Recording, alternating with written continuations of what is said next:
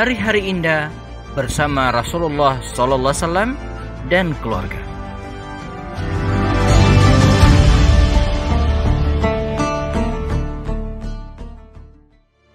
Assalamualaikum warahmatullahi wabarakatuh. Alhamdulillahi wa kafa. Asyhadu an la ilaha illallah. Asyhadu anna Muhammadan abduhu wa rasuluhu al-Mustafa.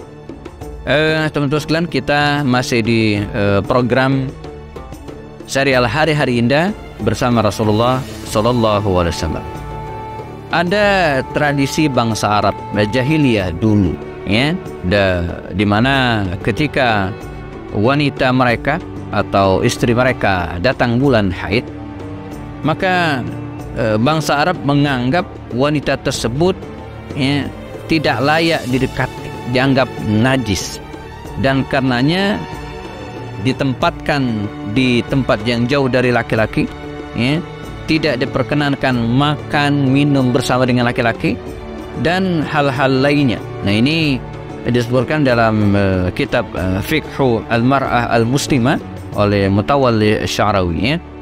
Nah, ketika Islam datang, ketika wahyu datang, ini sempat menjadi pertanyaan para sahabat Nabi waktu itu, ya. Maka mereka bertanya, yas'alunaka 'anil mahid, ya. Jadi mereka bertanya kepada Muhammad tentang wanita yang haid, ya. Maka Al-Quran menjelaskan bagaimana seorang suami memperlakukan wanita yang sedang haid ini, ya. Was'alunaka 'anil mahid qul fihi adza. Jadi katakanlah, kata Allah, pada diri wanita itu ketika haid emang ada kotoran. Ya, ada kotoran, ya, darah yang keluar dan itu kotor, gitu, ya. Mereka juga dilarang sholat. Fa'tazilun nisa'i, ya, maka hindarilah, jauhilah wanita yang sedang haid itu. Nah, kalimat fa'tazilu ini bukan berarti wanita yang haid itu harus diasingkan, ya. Dia memang harus dihindari dalam konteks apa? Tidak boleh berhubungan. Ya, tidak boleh berhubungan. Namun di luar itu boleh. Makanya dalam riwayat yang lain, dari Anas bin Malik, ya, hadis ini disebutkan, isna'u kullai syai'in, ya, illa nikah. Ini kalimatnya. Lakukanlah apapun terhadap wanita yang sedang haid itu illa nikah, ya, kecuali nikah. Nikah maksudnya apa? Berhubungan suami istri. Jadi yang lain itu dibolehkan, ya. Malah salah satu bukti bahwa baginda Rasul Sallallahu Alaihi Wasallam, ya, menyebutkan atau disebutkan dalam riwayat, beliau juga mendekati istrinya dan bahkan bercumbu dengan mereka. Riwayat dari Aisyah dikatakan, ya. Dan kalau pada hadis sebelumnya kita menjelaskan tentang Nabi minum segelas bedu dengan Aisyah, juga dalam konteksnya juga demikian. Kuntu asrabu wa ana haid. Suatu saat saya minum, kata Rasulullah SAW, dan saya haid, dalam keadaan haid. Fa unawiluhu an-nabiyya sallallahu alaihi wasallam, maka saya berikan minum itu pada Rasulullah SAW. Fa yadau fahu ala mawdi'i fi, lalu Nabi menempatkan bibirnya di tempat di mana saya minum. Jadi enggak najis, gitu, ya. Fa yashrabu wa ata'arraqul arqa wa ana haid. Lalu Nabi minum, ya, dan aku juga pernah menggigit daging ketika aku sedang haid, dan sisanya aku berikan kepada Rasulullah SAW. Nah, jadi wa ata'arraqul arqa, saya menggigit daging, wa ana haid, saya dalam keadaan haid, wa unawiluhu nabiyya sallallahu, dan aku berikan juga daging itu kepada Rasulullah SAW, dan beliau pun menggigit. Nah, jadi masakan wanita yang sedang haid, ya, sisa minuman wanita yang sedang haid, sisa makan wanita haid, ini bukan najis, ya. Jadi tidak seperti kebiasaan bangsa Arab jahiliyah yang dulu, ya. Nah, dalam riwayat juga dikatakan, ya, karena Rasulullah yattaki'u fi hijri wa ana haid fa yaqra'ul Qur'an. Adalah Rasulullah yattaki'u, ya, bersandar, gitu kan, fi hijri, di pangkuanku, wa ana haid, dan saya sedang haid, ya, wa huwa yaqra'ul Qur'an, dan Nabi membaca Al-Qur'an, ya. Di riwayat yang lain, karena Rasulullah yudni ilayya ra'sahu. Suatu saat, kata Aisyah, Nabi pernah mengulurkan rambutnya, kepalanya kepadaku, wa ana fi hijri, dan ketika waktu itu wa ana fi hujrati, saya di kamarku, fa urajjilu ra'sahu wa ana haid, dan saya menyisiri rambut Rasulullah, dan sementara saat itu saya sedang haid.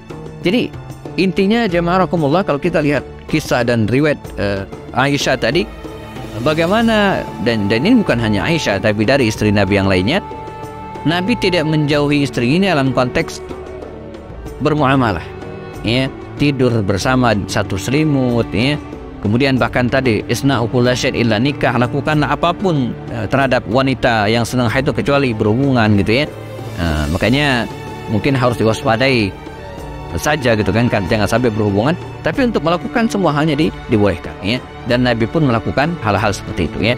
Nah, apa hikmahnya jamaah ya, ketika seorang suami misalnya walaupun di sini tetap haid tapi dia tetap harus mendatanginya? Nah, kita akan bahas setelah yang berikut ini. Dan jangan kemana-mana, tetap di program Hari-Hari Indah bersama Rasulullah SAW dan keluarganya.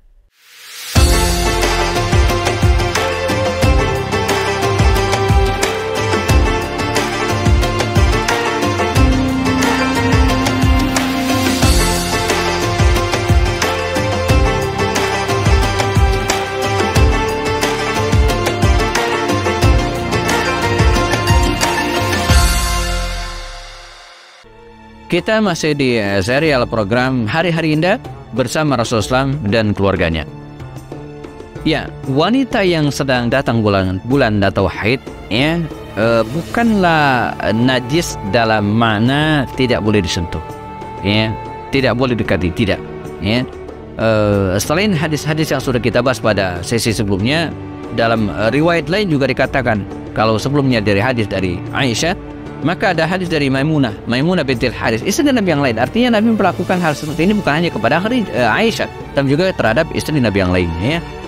Qalat kana sallallahu alaihi wasallam, adalah Rasulullah yubashiru nisa'ahu ya fawqa al-izar wa hunna haid wa haid ya.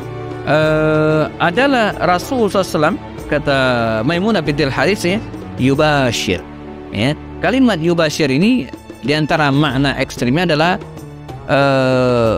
bercumbu, ya. Jadi menyentuhkan kulit dengan kulit, ya. Istrinya, ya, fauqal izar, di atas izar, ya, di atas sarung, di atas, ya. Jadi maksudnya tidak melakukan hubungan suami istrinya. Nah, tapi hal-hal lain dilakukan oleh Rasulullah SAW.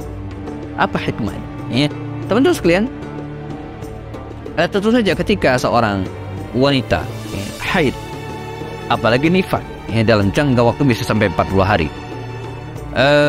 dalam kondisi seperti ini, wanita itu mungkin tidak semua memang ya, sebagian ada yang mengalami guncangan-guncangan atau ketidakstabilan emosinya ya, psikologinya, bahkan tidak jarang juga ada yang mengalami gangguan kesehatan ya, entah mules, sakit kepala, pusing dan seterusnya.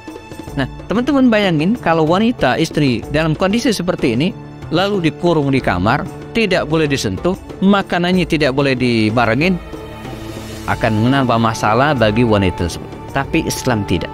Islam tetap membolehkan seorang suami mendekati istrinya, bahkan melakukan apapun, ya, apapun kecuali berhubungan suami istri, karena memang itu bagian dari al-adza, kotoran gitu ya, yang dilarang ya. Nah, ini hikmah pertama untuk menjaga perasaan dari istri tersebut ya. Nah, dari sisi yang lain juga demikian, suami ya. Suami bayangin dia harus menjauhi, ya kalau istrinya lebih dari satu, tapi kalau istrinya cuma satu gitu kan, dia harus menjauhi istrinya selama 7 hari atau bahkan mungkin 40 hari ketika nifas ya. Maka dia tidak bisa melampiaskan ya, apa kebutuhan biologisnya dalam hari ya. Nah, tapi dia tetap bisa, makanya jamaah rahimakumullah, yang dimaksud dengan melampiaskan kebutuhan biologis ini jangan hanya dimaknai berhubungan suami istri, tapi berkasih sayang ya, kemudian berdekatan, ngobrol hal-hal yang romantis dengan istri, ini juga bagian dari cara kita yang melampiaskan romantisme dan keakraban dengan keluarga kita. Nah, karenanya rahimakumullah, ini harus kita fahami betul ya, karena kedekatan antara suami istri, walaupun mereka atau istri tersebut sedang haid ataupun nifas, bahkan tidak menghalangi ya, suami untuk tetap bercumbu, untuk tetap mendekati, bahkan tidur satu selimut dengan istrinya ya, agar keakraban dan harmonisasi tetap terjaga dengan baik ya. Sehingga waktu yang 7 hari atau 5 hari atau kemudian bahkan 40 hari tadi ya, tidak menghalangi mereka untuk tetap bersama dengan suaminya ataupun dengan pasangan mereka. Nah, ini akan menambah harmonisasi dalam keluarga dan akan melanggengkan insyaallah tautan dan ikatan rumah tangga mereka. Semoga kita diberikan oleh Allah SWT hati-hati yang bersih dan kemudian bisa tetap menjaga hubungan yang baik dengan pasangan dan keluarga kita insyaallah. Kita bertemu lagi pada sesi yang berikutnya, tetap di program Hari-Hari Indah bersama Rasulullah SAW, dan nantikan video-video kami yang berikutnya.